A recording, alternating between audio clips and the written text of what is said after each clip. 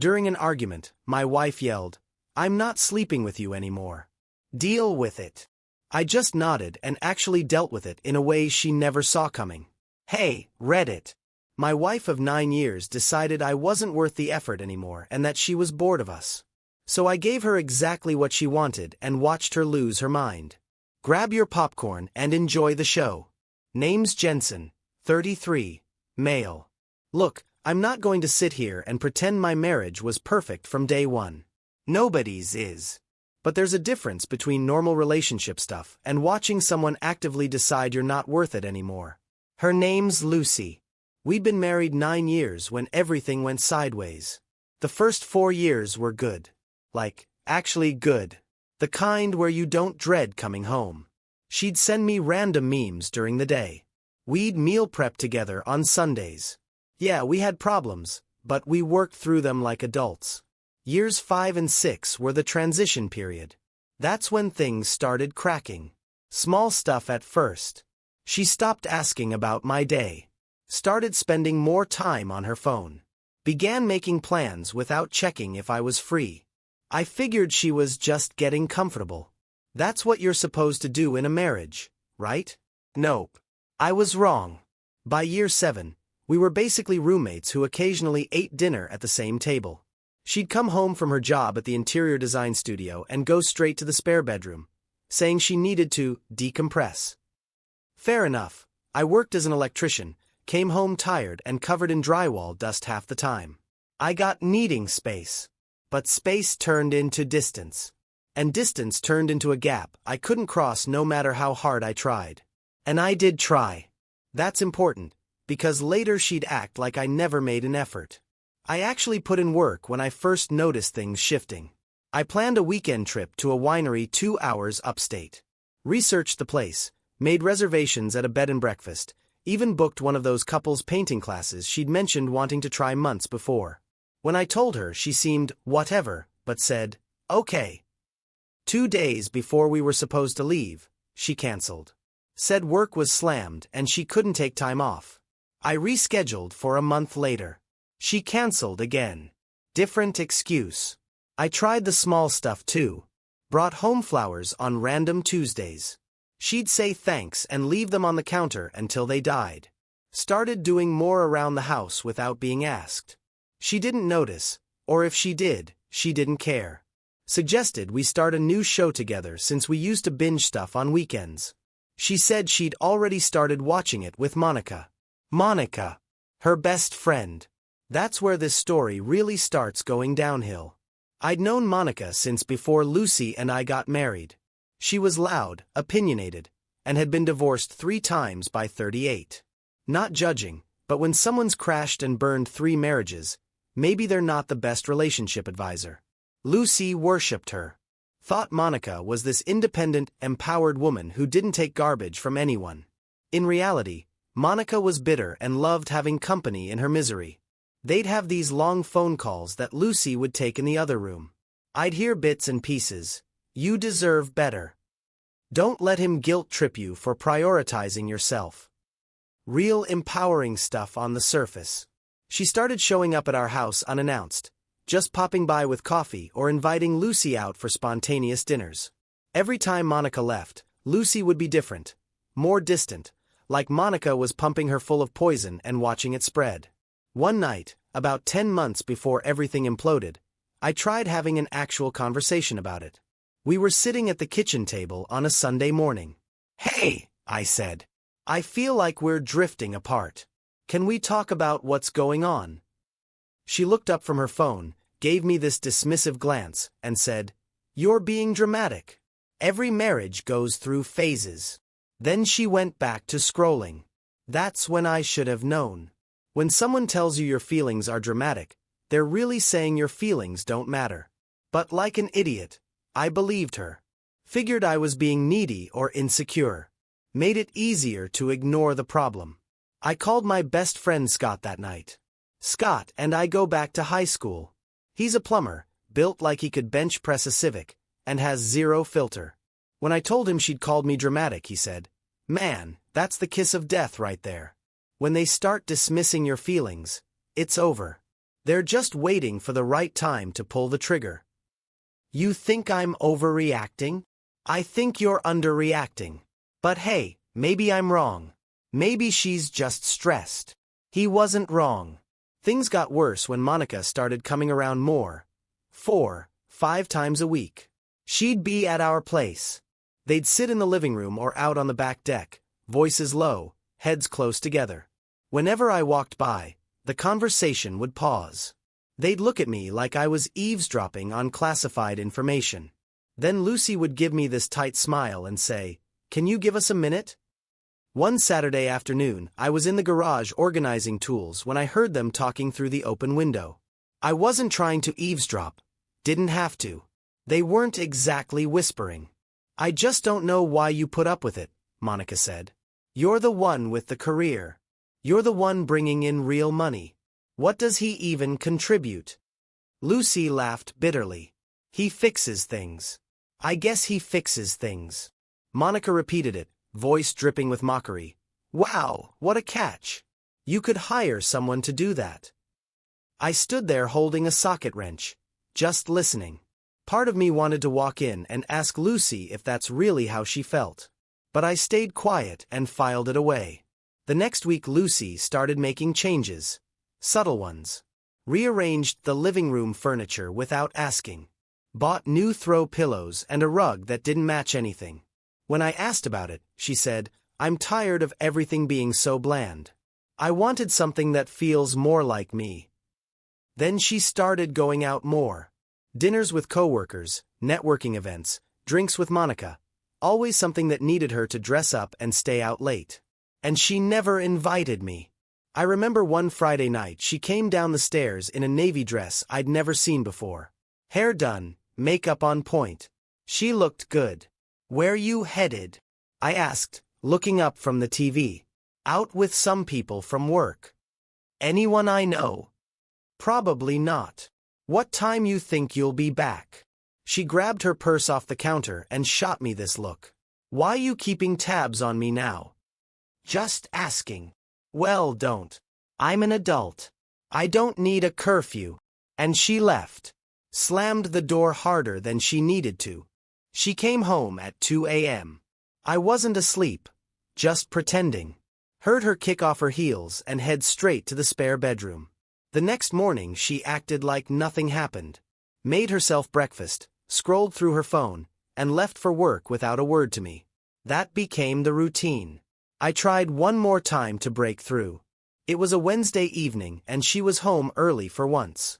I found her in the kitchen making tea. "Hey," I said, leaning against the counter. "Can we talk? Like, really talk?" She didn't look at me. "About what?" "About what's been going on." "Nothing's going on." "Come on. You've barely said 2 words to me in weeks. You're always out with Monica or work people. We haven't had an actual conversation in forever." She turned to face me, expression flat. "What do you want me to say? That I'm unhappy? That things aren't working? I want you to be honest." "Fine. I'm stressed. Work is intense and I need space to deal with it. That's it. Is it just work? Or is it us?" She sighed like I was exhausting her. "It's everything. And having you constantly hovering and asking if I'm okay doesn't help." "I'm not hovering. I'm trying to be supportive." "Well, it feels suffocating." I stood there trying to process that. Trying to support my wife was suffocating her. "Okay," I said finally. "I'll give you space." "Thank you." And she took her tea and went upstairs. That was the longest conversation we'd had in weeks. That was the moment I should have seen the writing on the wall. But you don't want to believe your marriage is dying when you're still living in it. So you convince yourself that if you just give it time, things will go back to how they were. They never do. The next few weeks were a slow-motion train wreck. Lucy started changing her appearance. New haircut, new wardrobe. She'd always cared about how she looked, but this was different. Intentional. She also started going out more. Not just with Monica. Work events, happy hours, dinner meetings that somehow always ran past 10 p.m. One Tuesday night she came down dressed in a black blazer and tight jeans. "Where you going?" I asked from the couch. "Networking thing for work." "Yeah. Which client?" She grabbed her keys. "Does it matter?" "Just curious." "Well, don't be." And she left. I waited until her car was out of the driveway, then opened our joint bank account on my phone. An hour later a charge came through. Upscale restaurant downtown. Bill for $195. Networking thing, huh? I took a screenshot and texted it to Scott. "Networking dinner for two. Sounds legit." Scott replied instantly. "Oh man. You know what this is, right?" "I'm not jumping to conclusions." "That's because you're in denial. She's either already cheating or about to." I didn't want to believe it, but all the signs were there. The secrecy, the distance, the sudden interest in looking good all the time, the way she guarded her phone like it had nuclear codes. Things got worse the following week.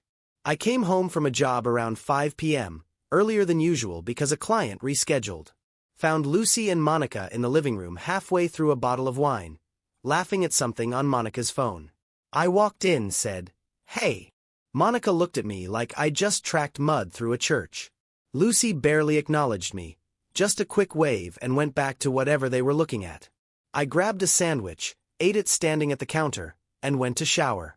When I came back down, Monica was gone and Lucy was loading the dishwasher with this annoyed energy, like I'd interrupted something important. "Everything okay?" I asked. She didn't look at me. "Yeah, why?" "No reason. Just seemed like you guys were having fun."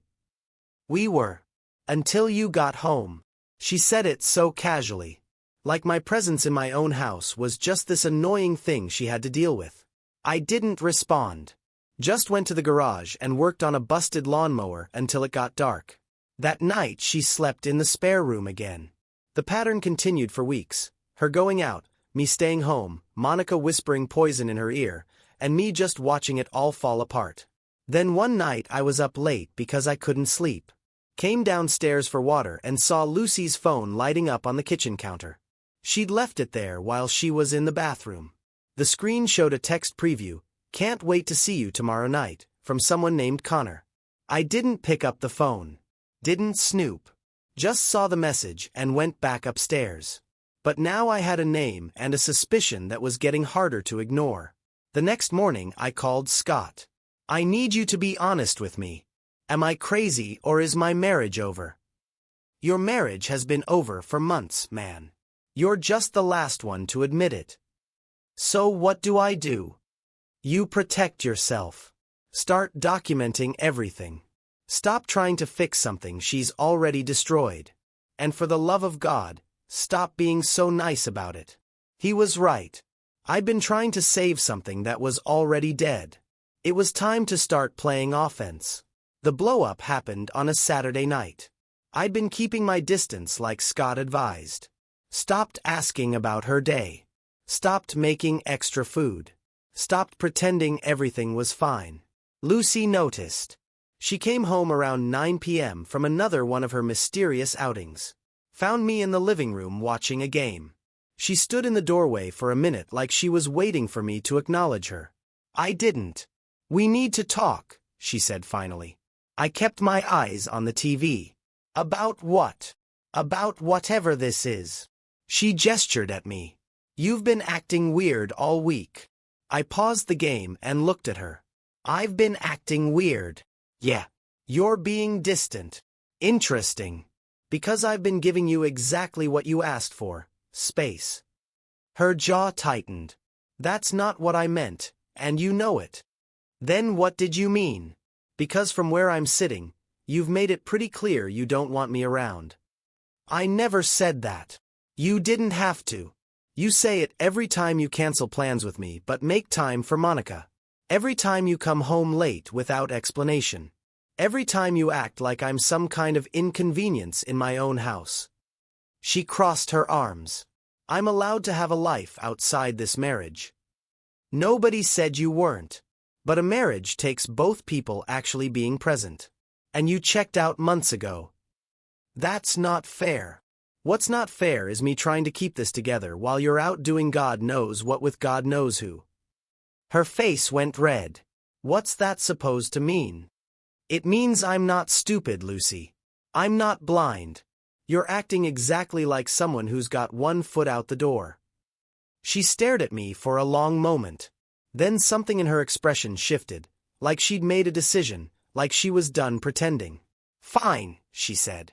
You want to know the truth? I'm exhausted. I'm exhausted from carrying this marriage.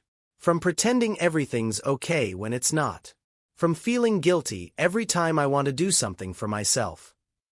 I've never made you feel guilty for doing things for yourself. You do it just by existing. By expecting me to be the wife you think I should be. I stood up. What the heck are you talking about?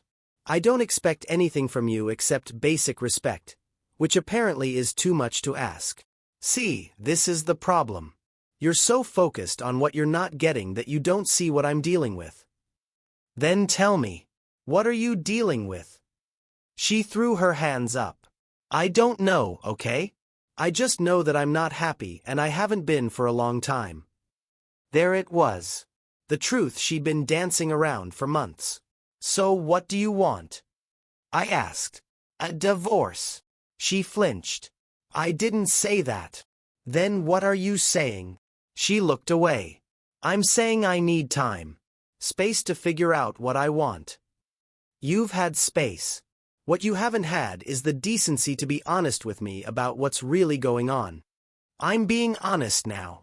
No, you're not. You're giving me the cleaned-up version. The one where you're the victim and I'm the bad guy. But we both know that's not the whole story. Her eyes narrowed. What are you accusing me of? I'm not accusing you of anything. I'm just saying that if you want out, be an adult about it. Don't string me along while you figure your life out. She laughed. You think I'm stringing you along? What else would you call it? I'd call it trying to survive a marriage that's been dead for years. That stung. Like our marriage was just another thing she'd grown tired of. Like I was just another thing she'd grown tired of. If it's been dead for years, why didn't you say something sooner? Because I kept hoping it would get better. That you'd change. I stared at her. This is unbelievable. You're blaming me for checking out when you're the one who's been gone this whole time. I'm not doing this, she said, turning toward the stairs. I'm not having this fight. No, we're doing this. Because I'm tired of walking on eggshells while you act like I'm the problem. She spun around. You are the problem. You and your constant need for validation. Your inability to just let me breathe. My what? My expectation that my wife actually acts like she gives a damn about me. You know what? Her voice went cold. Since you want to know the truth, here it is. I don't want this anymore. The marriage, the fake intimacy, the pretending. I'm done. No more trying. No more pretending things are okay. We're roommates now. That's it. Deal with it. The room went silent. Just the sound of the TV in the background and the hum of the refrigerator. You're serious? I said. I looked at her and, for the first time in months, I saw her clearly. She wasn't confused. She wasn't conflicted. She was checked out. Had been for a while. This was just her making it official. Okay, I said.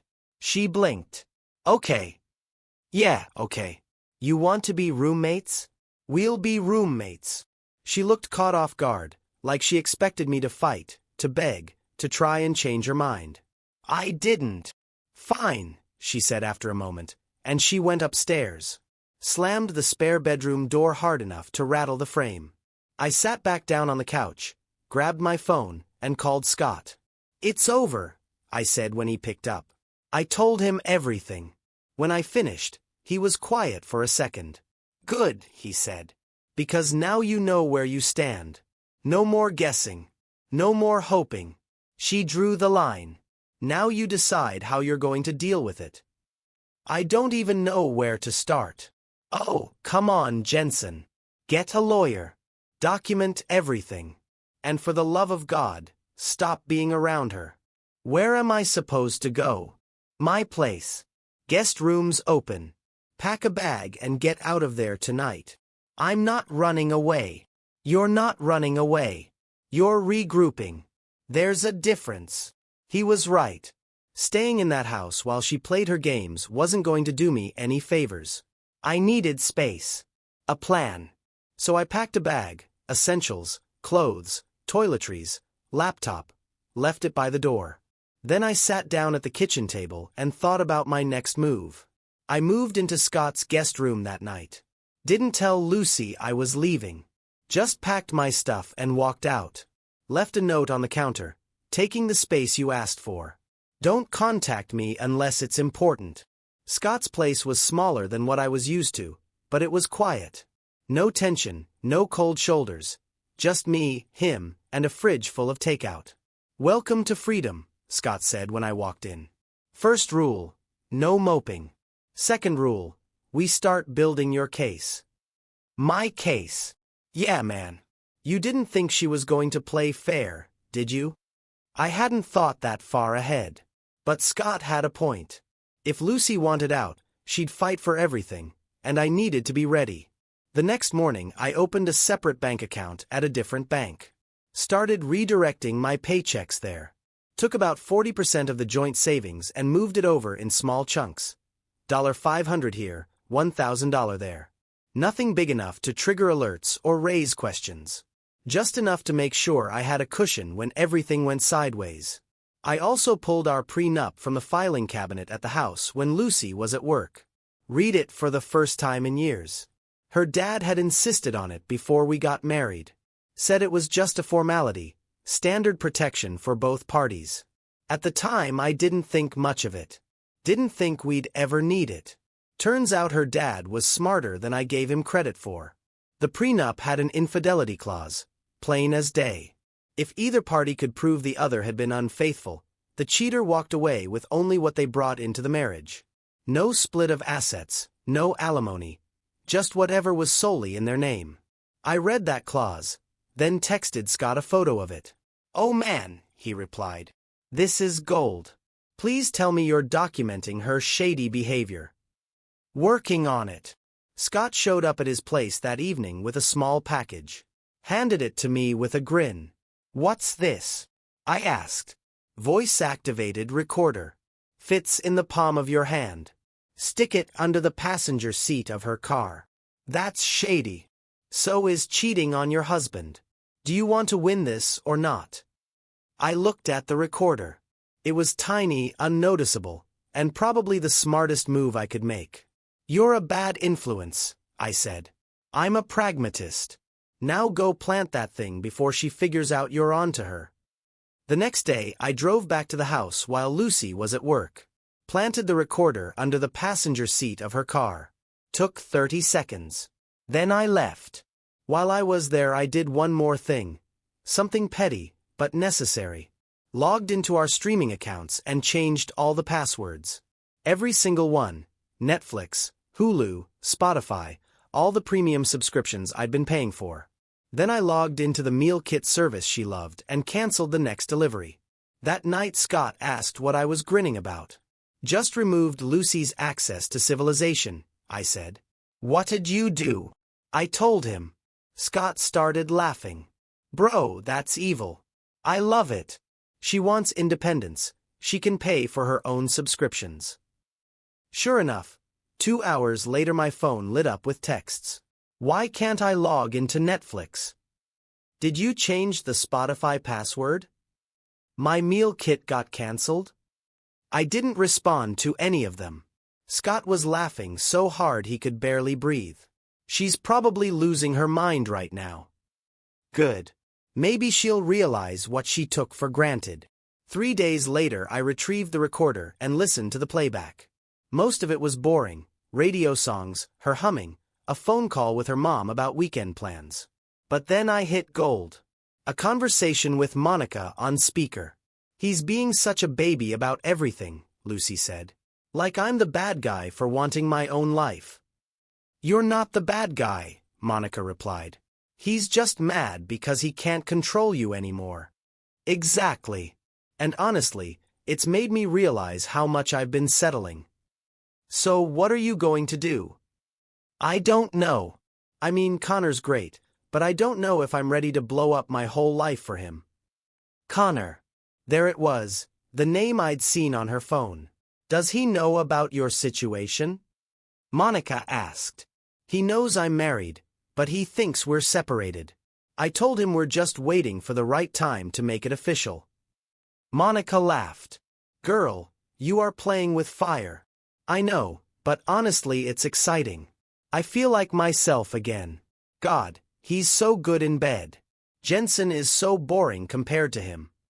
They both laughed. I sat there in Scott's driveway listening to my wife talk about her affair like it was some kind of self-discovery journey. Talking about this Connor guy like I was just an obstacle she'd eventually get around to removing. I saved the file. Backed it up. Then I called Scott. Got it, I said when he picked up. Got what? Her admitting to the affair on tape. Scott whistled. No way. Play it. I played him the recording.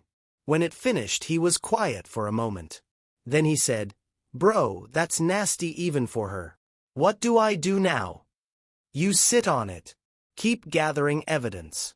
And when the time's right, you hit her with everything at once. No warning.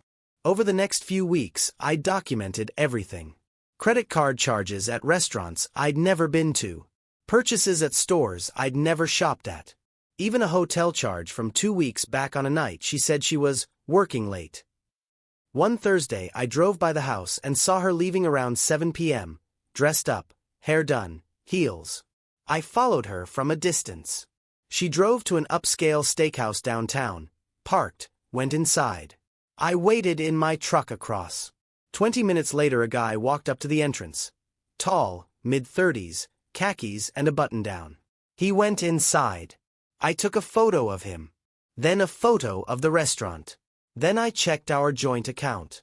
Around 9 p.m. the charge came through. Bill for $215. Connor, I presume. I added everything to the file. Scott reviewed it all that weekend. Spread the printouts across his kitchen table like he was planning a heist. This is airtight, he said. Recordings, credit card statements, photos, timeline. You've got her dead to rights. So what's next? Next you lawyer up, file for divorce, and watch her world fall apart. I contacted a lawyer the following Monday, guy named Davis. Told him the situation, showed him the prenup and the evidence. He looked it over and said, You've got a strong case. If you want to move forward, we can file within the week. I told him to do it. 3 days later the paperwork was ready. All I had to do was sign. And once I did, Lucy would be served. Part of me felt bad. Not for her, but for what we used to be. For the version of us that actually worked. But that version was gone. Had been for a while. So I signed. And then I waited. She got served on a Tuesday. I'd asked the lawyer to schedule it for her office. Public, no room for her to cause a scene or manipulate the situation. I was at a job site when I got the text from Davis. Done. She's been served. Scott called me an hour later. How you feeling? Like I just dropped a bomb. You did. And she deserved it. Now comes the fun part. What's the fun part? Watching her scramble. I got to Scott's place around 6 p.m. Lucy's car was in the driveway. Scott had texted earlier that she'd shown up looking for me. He'd given her my new number. Scott opened the door before I could knock. She's been here 20 minutes, he said quietly. Crying on my couch. Great. I walked inside. Found Lucy sitting on the couch, papers spread out in front of her, face pale. She looked up when I walked in. Her eyes were red, jaw tight. What is this? She asked, voice shaking. I set my keys down. It's pretty self-explanatory. You're divorcing me? Yeah. She stood up, gripping the edge of the papers. You can't just do this without talking to me first. I tried talking to you multiple times. You made it clear you didn't want to hear it. So this is your solution? Just blindside me with paperwork at my job in front of my coworkers. I stayed calm. You blindsided me by checking out of our marriage and starting an affair. Figured I'd return the favor. Her face twisted. I'm not having an affair. I pulled out my phone, opened the voice recording, hit play. Her voice filled the room. Connor's great, but I don't know if I'm ready to blow up my whole life for him, and everything that followed. Her face went white. Scott, leaning against the wall, let out a low whistle. Damn, that's cold. Lucy looked between us. Where did you get that? Doesn't matter, I said. What matters is I have it. Along with credit card statements, hotel receipts, photos of your car parked at places you said you weren't. She sat back down slowly, like her legs couldn't hold her anymore. You were spying on me? I was protecting myself. She put her head in her hands. This is insane. You're taking everything out of context. Scott scoffed. What context makes it okay to lie about where you are to spend his money on hotel rooms with another guy? She shot him a look. This is between me and Jensen. Wrong, Scott said. You made it my business when you showed up at my place to cry about consequences. I looked at her. The prenup has an infidelity clause. You walk away with what's yours. I walk away with what's mine. Clean split. No alimony, no drama. You sign the papers and we're done. She looked up, tears streaming down her face. I made a mistake. I was confused. Monica got in my head and I didn't know what I was doing. You knew exactly what you were doing. You just didn't think you'd get caught. We can fix this. We can go to counseling. No, I said. We can't. Too late. She started crying harder. Full breakdown, the kind designed to make you feel guilty, to make you second-guess yourself. I didn't. Scott handed her a tissue. You don't get to play victim here. You cheated. You lied. And now you're dealing with the fallout. So either sign the papers or don't. But stop acting like Jensen's the bad guy. She glared at him through her tears, then turned back to me. Please don't do this. I love you. I looked at her for a long moment. Then I said, no, you don't. You love the idea of having someone around when it's convenient. And I walked out, went to Scott's garage and worked on his busted lawnmower until it got dark. When I came back inside, Lucy was gone. Scott handed me a drink. She left about 10 minutes ago. Said she needs time to think. Good. Let her think. The next day I got a text from Monica. We need to talk. I ignored it. 2 days later there was a knock on Scott's door. Opened it to find Lucy and Monica standing there. Lucy looked like she hadn't slept. Monica looked pissed. Scott appeared behind me. Oh, this should be good.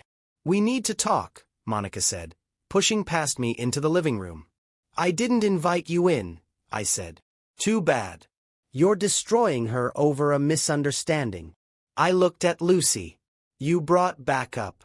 Really? She didn't say anything, just stood there, arms wrapped around herself. Scott stepped between us. A misunderstanding, lady? She admitted to the affair on tape. There's no misunderstanding here. Monica's face hardened. Every marriage has rough patches. That doesn't mean you blow it all up. She had an affair, I said. That's not a rough patch. People make mistakes. Scott laughed. You've been in her ear for months telling her she deserves better, telling her Jensen's not good enough, and now you want to lecture him about mistakes? Monica's face went red. I was helping her see her worth. No, Scott said. You were projecting your own failed relationships onto hers. 3 divorces, by the way. Impressive track record. Excuse me. You heard me. You're a misery vampire. And now that your best friend's paying for your terrible advice, you don't want to look like the villain. Monica turned to Lucy. Are you going to let him talk to me like this? Lucy finally spoke. I'm sorry. I know I messed up, but please, can we just try? I shook my head. It's too late. I've already filed. And unless you want this to drag out in court, you'll sign the papers. Monica scoffed. You're such a cold jerk. I looked at her. Watch your mouth. Now get out. Both of you. Lucy started crying again. Monica put an arm around her and led her toward the door. Before they left, Monica turned back and said, "You're going to regret this." Scott shut the door behind them. "Man, I hate that woman. You and me both. But hey, at least now we know Lucy's not going to make this easy."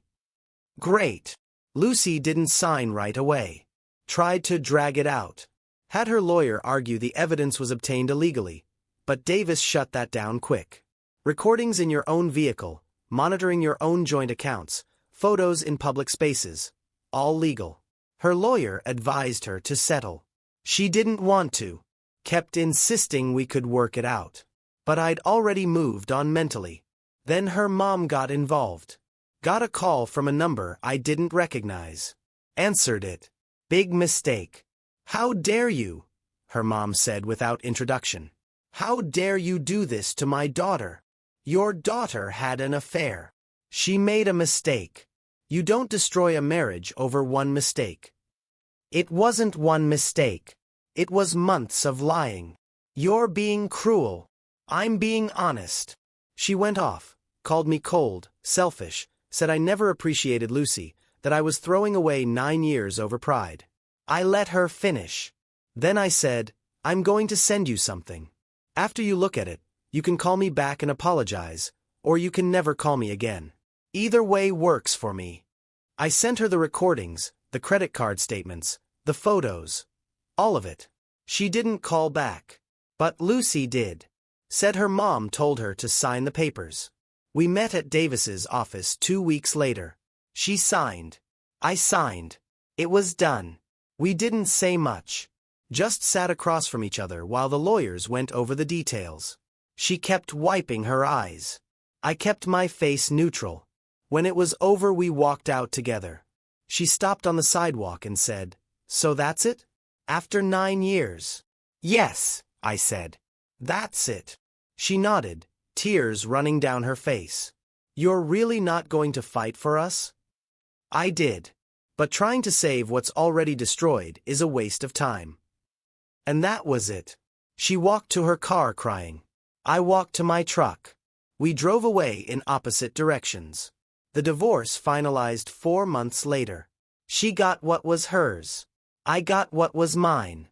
Clean split, no alimony, no joint anything. I heard through mutual friends that she and Connor didn't last. Apparently, once she was actually available, he lost interest. Funny how that works. The funny part, I also heard Monica bailed. Stopped returning Lucy's calls once the divorce was final. Guess being a life coach for someone else's misery is only fun when there's drama to feed off. Lucy moved into a smaller place across town. Tried reaching out a few times in the first couple months. Text saying she missed me, that she wished things had gone differently. I didn't respond. There was nothing left to say. As for me, I'm doing fine. Better than fine, actually. Sold the house, bought a smaller place closer to work, got a dog, a German Shepherd named Rocky. He's better company than most people. Scott and I started a side business doing residential electrical work together.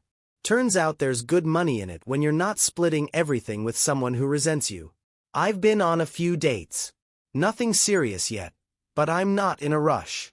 For the first time in years, I'm not trying to fix someone else's mess or carry someone else's weight. I'm just existing on my own terms. And honestly, it feels good. Sometimes people ask what happened. I just say we grew apart. No need to air the details. The people who matter know the truth. The people who don't aren't worth explaining it to. Lucy made her choices. I made mine. In the end, I walked away with my dignity and my peace. She walked away with the consequences. I don't hate her. Don't wish bad things on her. I just don't think about her much anymore. She's a chapter that's closed. A reminder that you can't save someone who doesn't want to be saved. And I'm okay with that. Life goes on, and so do I.